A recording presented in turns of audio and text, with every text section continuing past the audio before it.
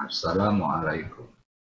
Video ini adalah untuk menerangkan kaedah pemeliharaan tanah.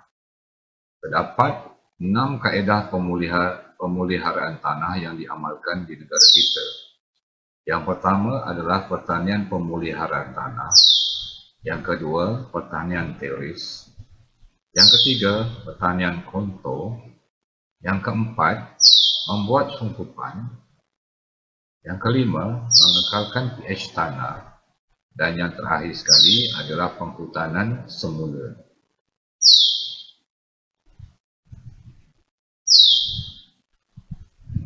Kaedah pemeliharaan tanah yang pertama adalah pertanian pemeliharaan tanah. Konsep dia ialah pertanian tanpa membuat pembajakan. Tanaman dibenarkan untuk kekal dan tidak dibajak sehingga musim berakhir. Amalan ini dapat memelihara tanah supaya kekal di tempat asal menjadi tanah lapang tanpa menjadi tanah lapang yang terdedah kepada air, angin dan air. Yang kedua ialah pertanian teris.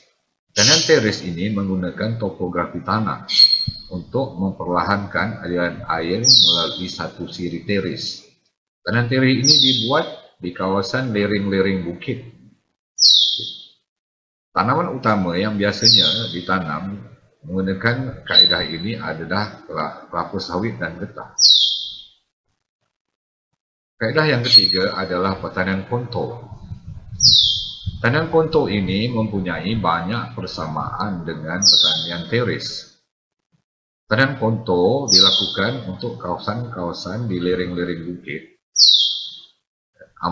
Amalan pertanian kontur ini adalah untuk menghalang air hujan daripada turun di sepanjang lereng bukit.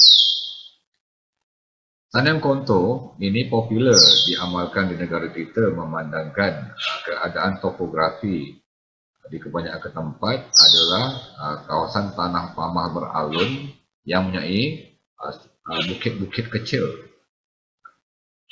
Kaedah yang keempat ialah membuat sungkupan. Sungkupan adalah struktur ataupun bahan-bahan yang diletakkan di atas permukaan tanah untuk melindungi tanah daripada timpaan hujan dan memelihara kesuburan tanah. Bahan-bahan yang digunakan adalah seperti bahan-bahan buangan pertanian, iaitu jerami padi, rumput dan juga bahan plastik yang dipanggil silver shine plastik.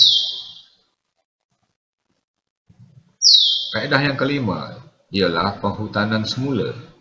Penghutanan semula ialah menanam semula hutan yang telah ditebang dengan spesies pokok yang cepat tumbuh dan bermutu. Antara spesies pokok yang biasa digunakan ialah contohnya seperti pokok sentang dan juga pokok jati emas, di mana pertumbuhannya adalah cepat dan kayu yang dihasilkan adalah bermutu tinggi dan harga jualannya mahal.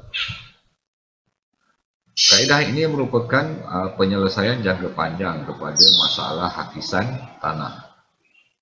Dan kaedah yang akhir sekali ialah mengekalkan pH tanah. Aktiviti yang biasa dijalankan dalam mengawal pH tanah ini adalah kaedah pengapuran, penggunaan bahan-bahan organik dalam pertanian dan juga mengamalkan kaedah pertanian yang sistematik. Gambar foto berikut adalah menunjukkan kaedah pemeliharaan tanah. Yang pertama adalah kaedah pertanian kontur. Dalam kaedah pertanian kontur ini, tanaman ditanam di lereng-lereng bukit mengikut kontur topografi kawasan tersebut. Pada gambar foto yang kedua, kelihatan di antara barisan tanaman, tanah tersebut ditutup dengan plastik bagi mengelakkan hakisan tanah yang berlebihan.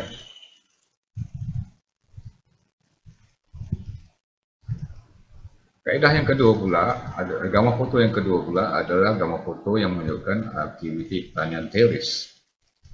Pertanian teris ini, kaedah dia adalah hampir sama juga dengan kaedah pertanian kontur.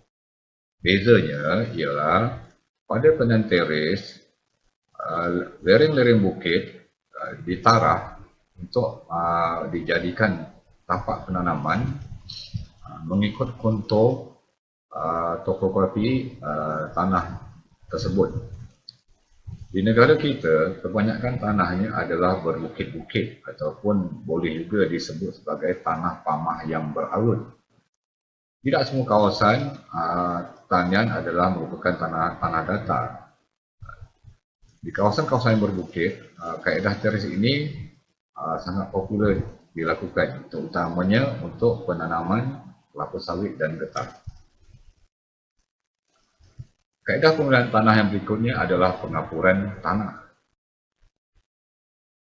Pengapuran tanah dibuat sekurang-kurangnya setahun sekali, di mana ianya dilakukan sebelum aktiviti penanaman bermula ataupun semasa penyediaan tapak kawasan. Bahan yang digunakan untuk pengapuran adalah kalsium karbonat. Kebaikan bahan pengapuran ini, yang pertama, dia dapat merendahkan pH, dapat meninggikan pH tanah, dan yang kedua, dia membekalkan kalsium karbonat, iaitu satu unsur yang sangat diperlukan oleh tumbuhan. Gambar foto yang berikutnya adalah kaedah perhutanan semula ataupun kaedah perhutani. Di negara kita, projek perhutanan semula ini dia dijalankan khususnya oleh Jabatan Pertanian, dan pada waktu ini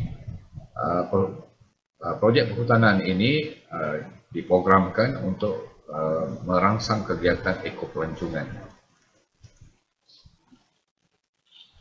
Antara spesies tumbuhan yang popular ditanam dalam untuk projek perhutanan semula ini adalah tanaman-tanaman yang mempunyai jangka hayat yang tidak terlalu lama.